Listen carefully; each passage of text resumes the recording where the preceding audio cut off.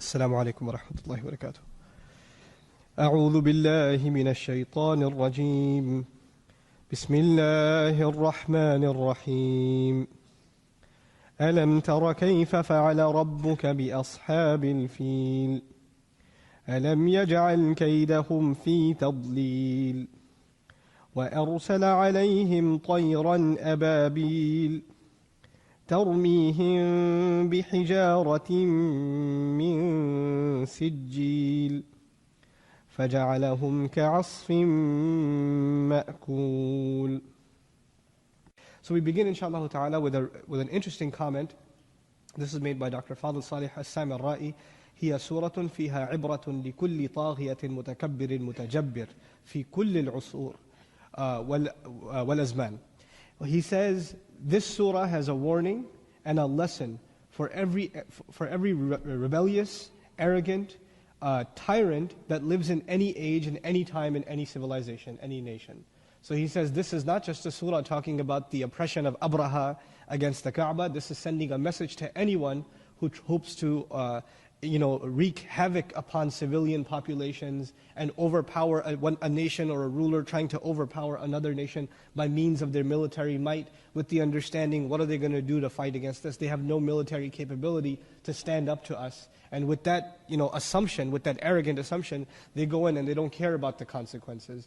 When a society is not in power, they talk about the rule of law. And they call people to abide by the rule of law. But when the society has power, they say the law is for everyone else. And we are above the law, we're beyond the law. And the law would apply, it's a nice thing to apply to, but we have a special situation. And who's going to stop them? Even if they trample all over the law and the regulations, they're the most powerful civilization. Who's going to question them? Who's going to question their oppression? And this is something that has happened throughout history. It's not difficult to see examples of that even in our time. But this is something that the surah is alluding to. Now he gives reasons why he thinks this is the case in the surah, why we shouldn't limit it to a discussion only of the historical accounts, which of course are critical. لِذَا جَاءَ فِعِلْ تَرَى.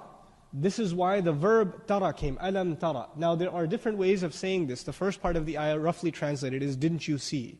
That's the first part. Didn't you see? Common translations will read, didn't you see how your Lord dealt with the people of the elephant? This is probably a common translation you've heard before. But he's commenting only on the first phrase, alam tara, and specifically the verb to see. That's been used in the present tense. بِصِيغَةِ الْمُضَارِعِ لِلدَّلَالَةِ عَلَى الْإِسْتِمْرَارِ وَالتَّجَدُّدِ. And the specific use of that, now in English translation it comes out as past tense, right? Alam tara, it comes out as didn't you see? And clearly if you understand English, that's past tense. But in Arabic there's a rhetorical function here.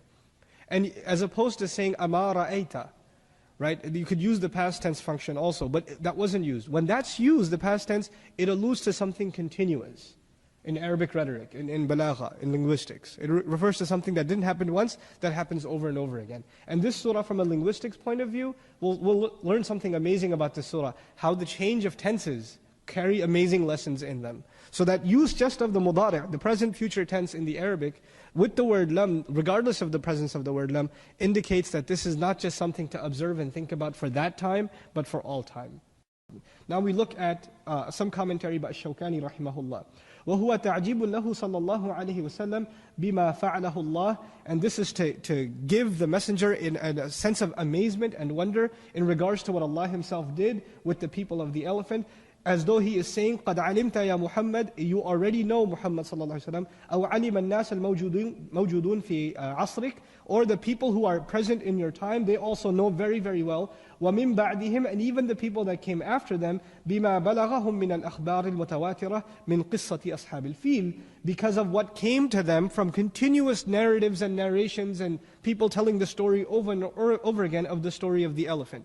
وَمَا فَعَلَ اللَّهُ بِهِمْ فَمَا لَكُمْ لَا تُؤْمِنُونَ. This is the last part of Shawkani's commentary. He said, just in the alam tara kayfa, Allah Azza wa Jal, it is as though He's saying, didn't you realize what Allah does to His enemies? So what's wrong with you? Why don't you believe in Him? You're using that to take pride in how Allah protected His house. Then why don't you take that next step towards Iman? Now finally, أَلَمْ يَجْعَلْ كَيْدَهُمْ فِي تَضْلِيلٍ.